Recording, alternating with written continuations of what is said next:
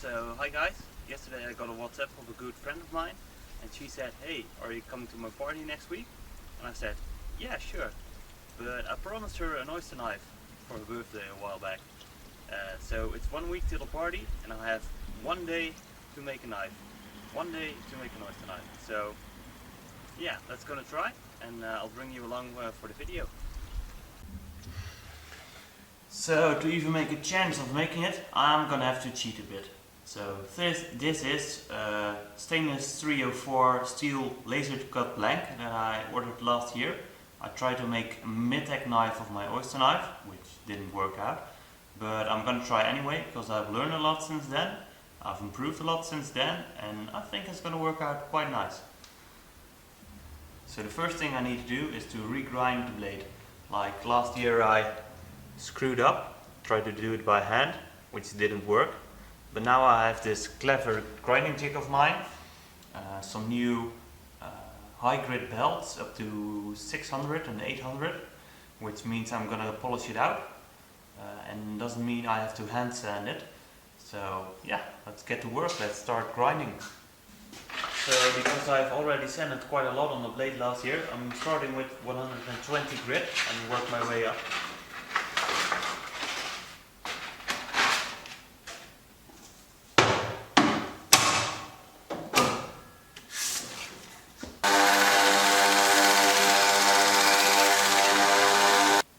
So you saw how many passes I did? It's way better than last year. So this one's finished. Now go up to 200 grit, 400 grit and 600 grit. So I'm leaving the angle jig and the setup the same, even the side. I'm now gonna switch belts, but it means my grinding will be very consistent, which is very helpful for a nice even finish without much rework. And that's, in a one-day project, something you're really looking for.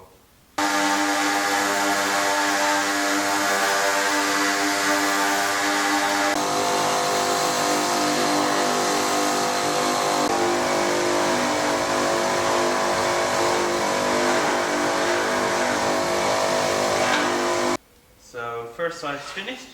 Let's switch over to the other side and start again with 100. Really pleased about these 3M Trizec belts. This is A30 and you really leave a nice finish, so not a lot of sanding to be done in this thing.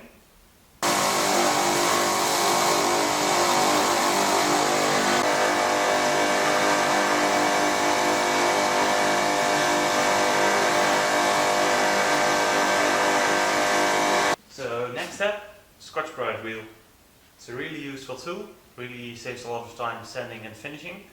I got it by John Bringsmo and I've used it ever since, so you really need to get one of those. So let's get to work.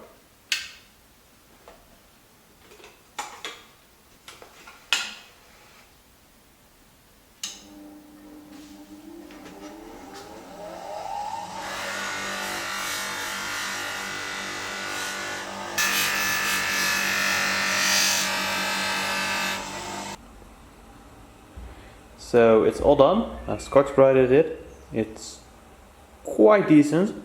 It's quite decent. It's good enough. But I'm gonna do a special trick to it, and I'm gonna show you. So this is gonna be the special party trick. I'm gonna heat anodize it at 600 degrees centigrade for 1 hour, and it should leave a very nice dark blue finish, and that ought to be great. Something special, and then will match perfectly with my white 3D printed handles, which will look like paper micarta. So very curious how it turns out. So the oven is up to temperature. Let's take a look inside.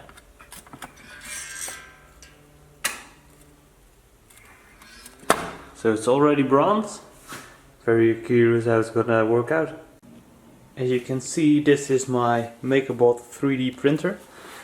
And we're going to use it to 3D print the handles of the oyster knife. So I've just attached one of these new smart extruders, and I'm going to load filament and then we'll start printing. So I've added the handles to my MakerBot software, as you can see, it's on the platform. Filament is almost done loading, so we can almost go. In order to make them really flat, when you go to settings, I have changed my raft, so it's very close on the raft, 0.14 millimeters. And in order to get it back off, I have added more surface layers, and also I've added my base layer density to 0.89%. Usually it's at 70%, but now I've added 20% more plastic, which means it should stick better to the platform. It's also, I've increased the infill and have less extrusion speed, so it's almost ready to go. I'm gonna plug my printer in.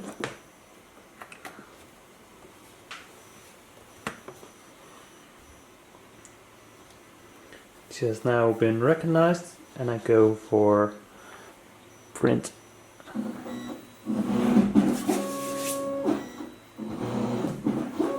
So I'm using a glass platform with glue stick, and it really helps me, because I'm doing like production batches for companies, and paper, it's so tricky to always keep it flat and even, and you get a lot of wear. And here it's just a bit of hot water, some glue stick, and you're done.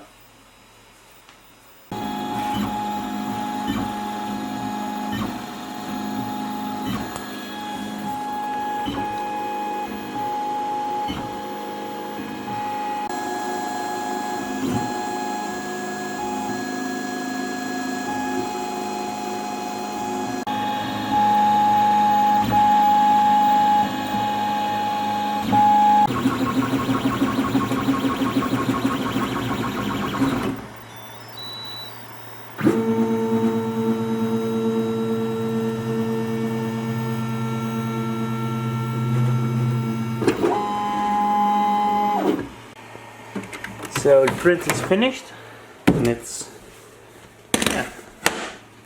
quite nice. It has a little engraving on it. I'm just not in the mood for it.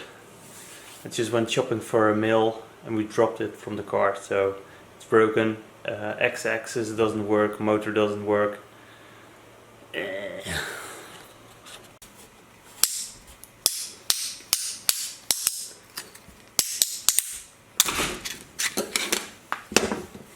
Ta-da! It's gorgeous, it's flat, and yeah, really well in the hand.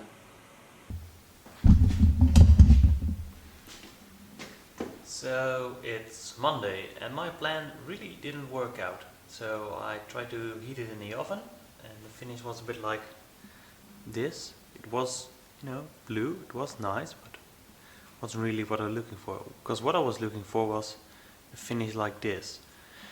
So what happened is probably I did it in the oven at 600 degrees, just like my recipe said. But you need to add more oxygen, because it didn't turn to blue, it was still gold colored. And when I took it, so I raised the temperature till it was almost at 800 degrees. Then I took it out and I started waving it. Then it became blue, but it also became blackish and smudgy, because the blade was already starting to lose carbon. So I'm going to do it differently. I'm going to do it with a burner, and hopefully it will become nice and blue, and it will match those white scales I've 3D printed. And then let's glue it up and see how the end result will be.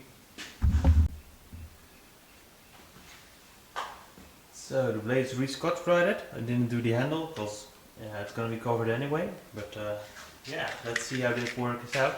If it doesn't work right now, I have to buy flowers, so fingers crossed.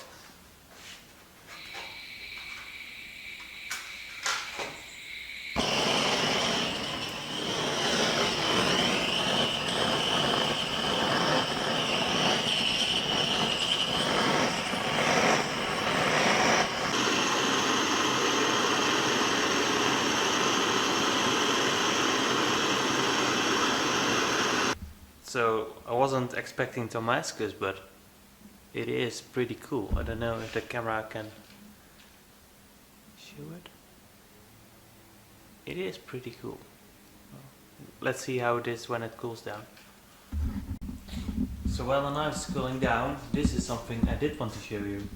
It is my new, very old, but reasonably good state, a Sierra F3 mill.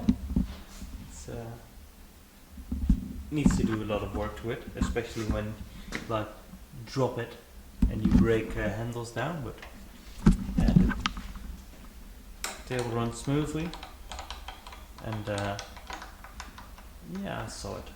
Saw the turn, saw it operating, so it will be the next step for me once I go into folding knives. I'm try a bit of film.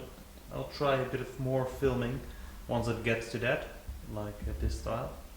So more me gibbering, because English is not my native language, but yeah, we'll see. We'll see. So I'm gonna glue the handle. Not too much glue. I'm using G-Flex epoxy from West System, and it's really good stuff. It's a bit more flexible than regular epoxy, and this helps a lot with gluing wood. So I need to get home, because my shop is not near my home, it's near the sea. And tomorrow I have to work again, so knife making is not my regular job, and that's, yeah, sometimes it's a bit difficult. It's more like a hobby or a passion. I don't know how to call it, but I'm really enjoying it, and yeah. Although this project is not working out really well for me, we'll see.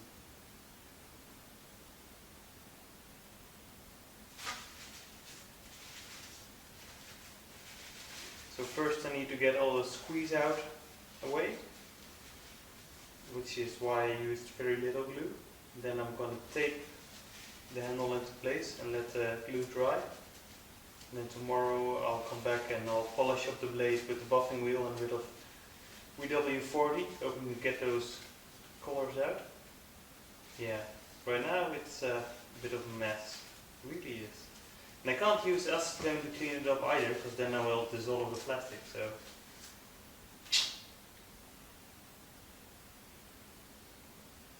Yeah, it's gonna be a mess.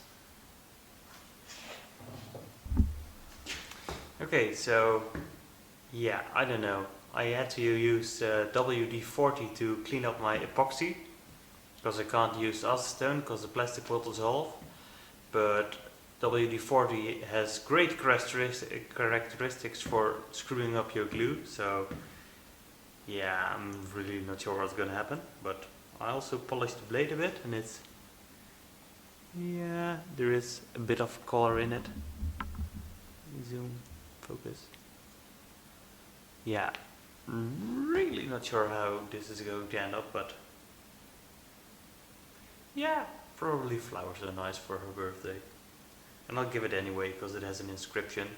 Because yeah, when you turn 25 you really need to give a 21 dinner and bore me all night, but she's probably not watching my video, so I can get away with that. So tonight's the party, and the end result, I'm not satisfied. It's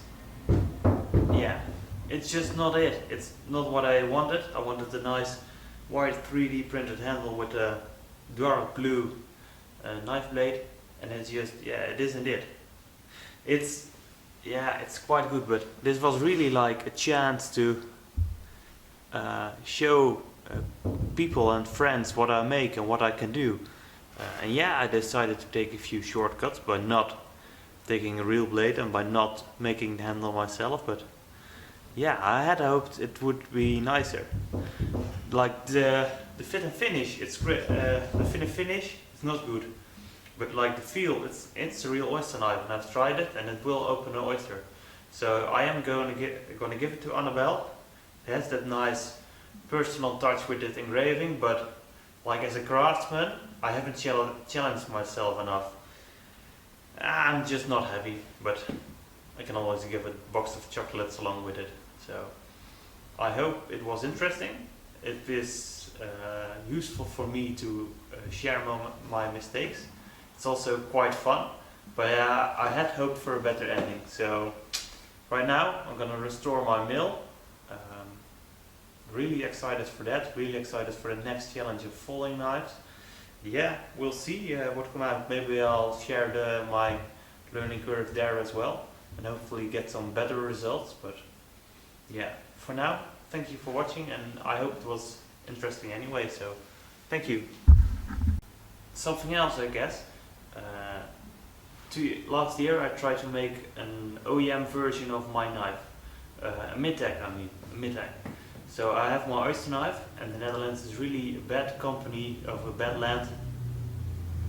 The Netherlands is really a bad country if you want to make knives, because everybody is a bit frightened of knives. So like I have my folding knife on me today, which is this one, and it's not that big, but people are really scary of it. You only carry a knife if you're a criminal. It's something I often hear, but that's of course not true. So I started with Oyster knives like these because they're culinary knives and they're something new, they were something special, and they related to my background because we're here in an oyster packing facility, but this is what I use now as a workshop. But oyster knives were for me a way to get into knife making without scaring people off too much. So that was where I started. But if you have a country that doesn't care about knives, not many people are going to buy your knives, which was a bit of a problem, especially for the price point for my Oyster knife, which was 225 euros if you have the full custom version. So I tried to make a cheaper one. So laser jet cut blanks, 3D printed handles, and if I could get the fit and finish up, it would be a really nice product. But when I was developing this, I still had to spend a lot of time making the blade, gluing the blade, 3D printing the handles, grinding the blade, sanding the blade. And now I've improved on all that, but that still means that the Oyster knife is going to be a bit expensive, like 30 to 40 euros. And here's the thing, this knife isn't worth 40 euros if you buy it from me. It's just not. Fit and finish isn't there. It's not made out of hardened steel. Yeah, it's super stainless, but yeah, the knife handle is 3D printed, which makes it special, but not something worth the money I have to ask for it to make a small profit on it. Especially when you compare it to like China prices, where I can send the design and 2 months later I get 1,000 pieces hardened in stainless 440C with white paper micarta handles, and then they're CNC milled, and then they're much more value for a much lower price than I pay 10 euros for a knife, and I can sell them for 20, and they're worth that 20 euros, but they're not worth that to me. Why? Because I'm a craftsman, and every knife I sell, I want to put something into it that's mine. It's my design, or I hand sanded it, or etc. etc. So if you outsource all of it to China, then you're just more like a knife making company that sells a lot of knives every year, and etc. etc. And I don't want to be that. So retrying it again this year with all my new methods and my new grinding belts, etc. etc. better 3D printing recipes, and I still can't pull it off. But I also know that I don't want to pull it off anymore, because yeah, I want to grow to the high-end knives, folding knives, really special things, Damascus, zirconium. It's much more fun as a creative person than having contact with all these Chinese and ordering them how to do it, and being worried about your quality levels being up. Because if I want to do that, then I'll just go to work, where I do that all day. I design stuff, we send it to China, then you have to you have to make sure they do it as you want it, because otherwise you'll get these constructions that are... So for my own company, I'm gonna grow in the direction of the high-end segment. That's what I hope for, and yeah, we'll see if it's gonna happen. So again, thank you for watching, and hopefully a better knife next time.